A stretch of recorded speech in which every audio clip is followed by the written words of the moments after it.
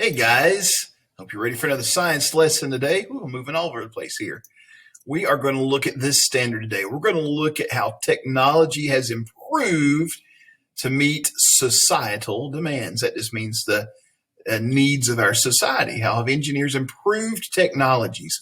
And today, as we think about this standard, I want to focus on school. I want to focus on how technology has improved in school. And we're going to look specifically today at computers. And really, you could call your cell phone a type of computer.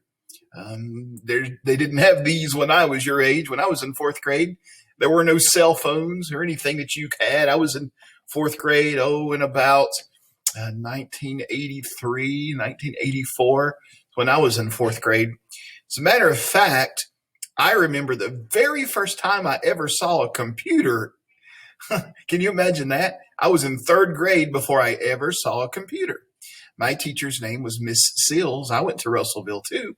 And Miss Seals had a computer in her room. And it was just about like the computers you saw in the video just a minute ago. It didn't do very much. It had a couple of games on the little floppy disk that we could play. They were math practice games. And so we would practice math on it. We thought that was the coolest thing in the world to have those little games like that on a computer. So think about how far technology has come.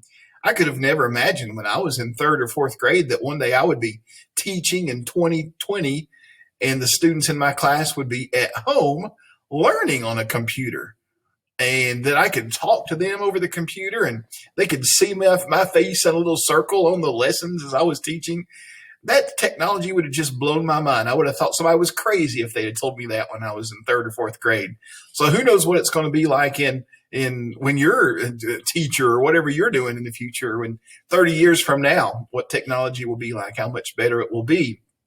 So over the years, technology has improved. It was very, very good this year that we had this kind of technology that we have for school because of the pandemic. And I'm so glad things seem to be getting better. I don't even think there's not even 100 cases in Hamlin County anymore. So that's good. It seems to be getting better. We still got to be careful, but it's getting better. But this past year was crazy. And you guys, most of you have been online all year long. And so it's been a new year. But you know what? Technology of having Google Classroom and the assignments you've done, you've done a lot of the quizzes where you just click multiple choice. That's not, well, it's really cool, I guess, actually, because you click it, it tells you what you made, and then I get to see it here and I put it in the grade book. So that is pretty cool.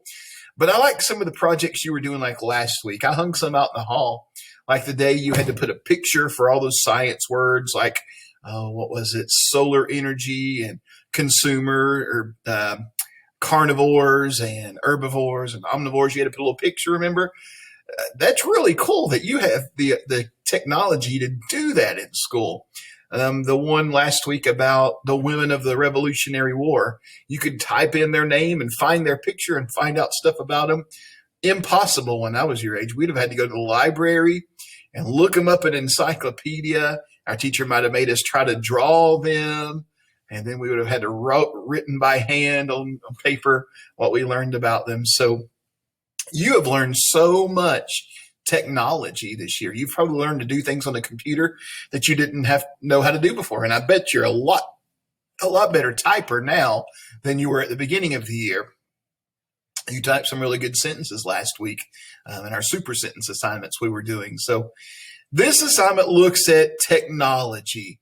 And you're pros at it. I mean, you're better than any fourth grader at Russellville Elementary because you've been doing this all year. So you know a lot about Google Classroom.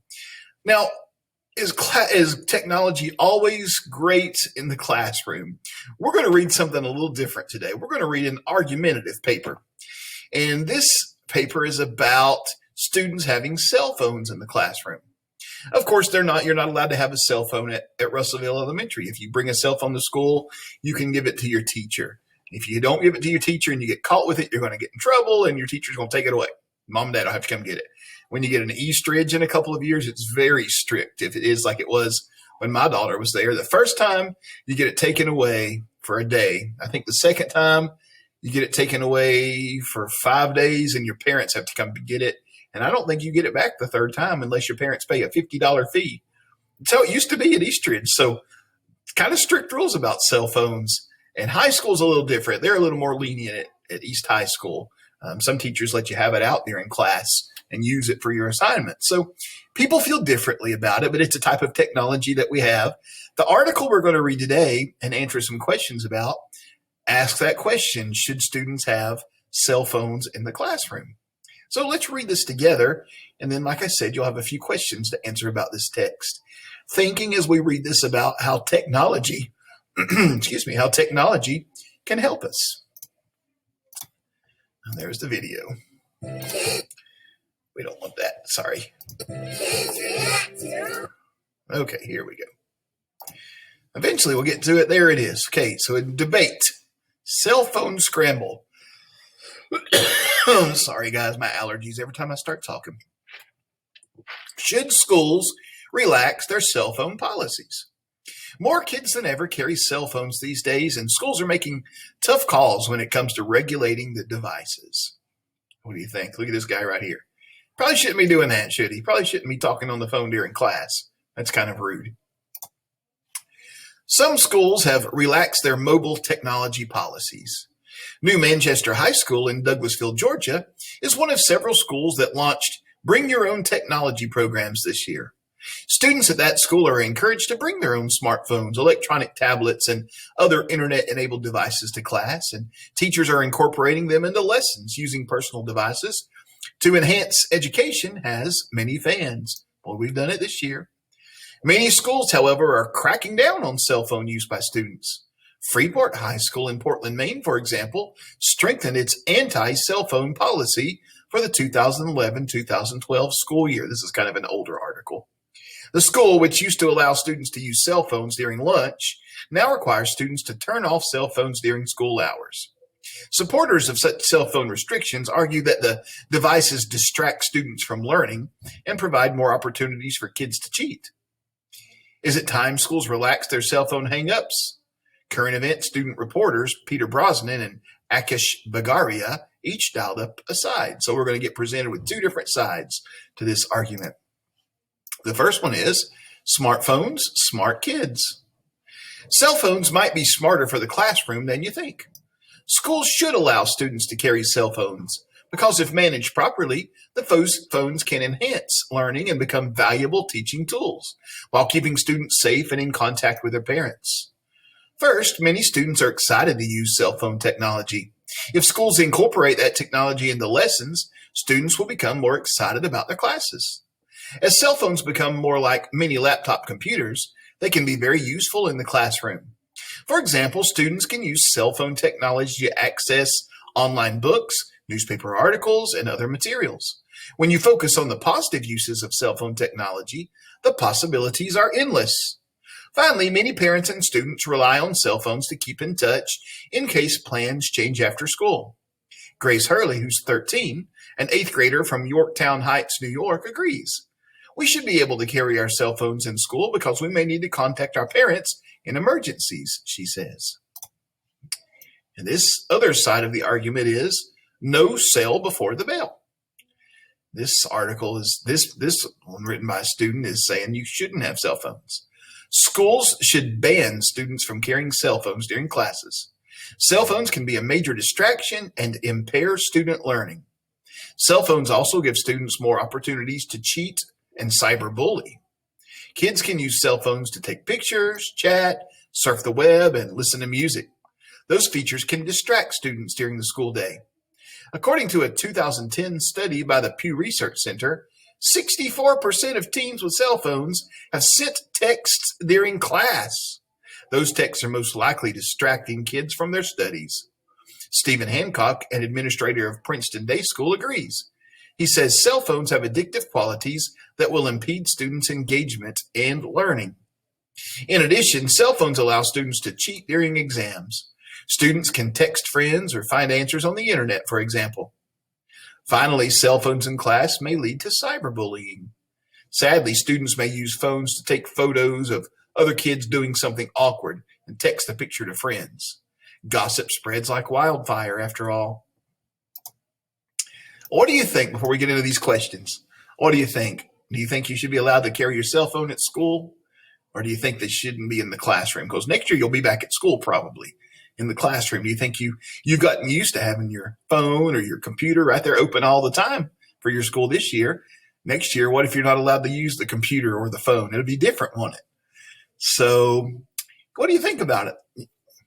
I've been teaching for 24 years, I guess it is. 23 or 24 years, I forget. It's a long time anyway. That's why I'm getting that gray hair. And so there were no cell phones when I first started teaching that long ago, or at least there were not any cell phones that a student would have for sure. So it's changed. A lot has changed. This year, I've seen the benefit of students being able to use laptops for sure. I'm not so sure about cell phones.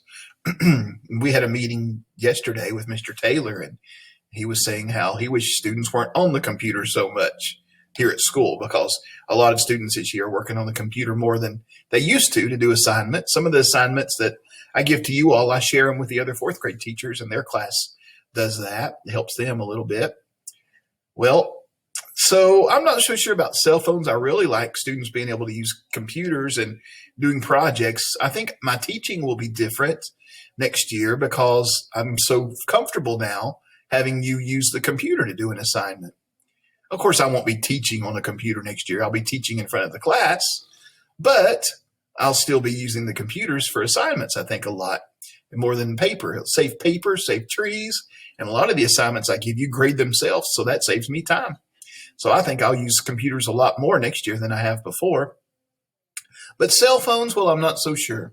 Our laptops are pretty good, and if you want to, if I let you listen to music, let my class listen to music while they're working on assignment, they can put their headphones on. They don't need their cell phones. So, I think probably not so much cell phones, but I do think these laptops that every student at Russellville has now will be a great technological tool to help learning. So I'm planning to use that. That's my opinion. You don't have to agree with me. You might think you should be able to have your cell phone at school, but it's not going to change yet. You won't get to next year. Well, you have some questions today about the text. You'll need to go back and read. So according to the passage, what's the mobile technology policy at Freeport High School in Portland, Maine? Again, you're just going to drag and I can't do it when I'm in present mode. I always forget. You're going to drag and drop these little things. I'm on a different question set now, but you got 4 multiple choice questions, actually 5 multiple choice questions, and then Pew Research Center, how many students have sent text during class according to the 2010 study by the Pew Research Center. So you'll have to go back and find that. I think it's a percentage is what it is. So just put how many percent, okay?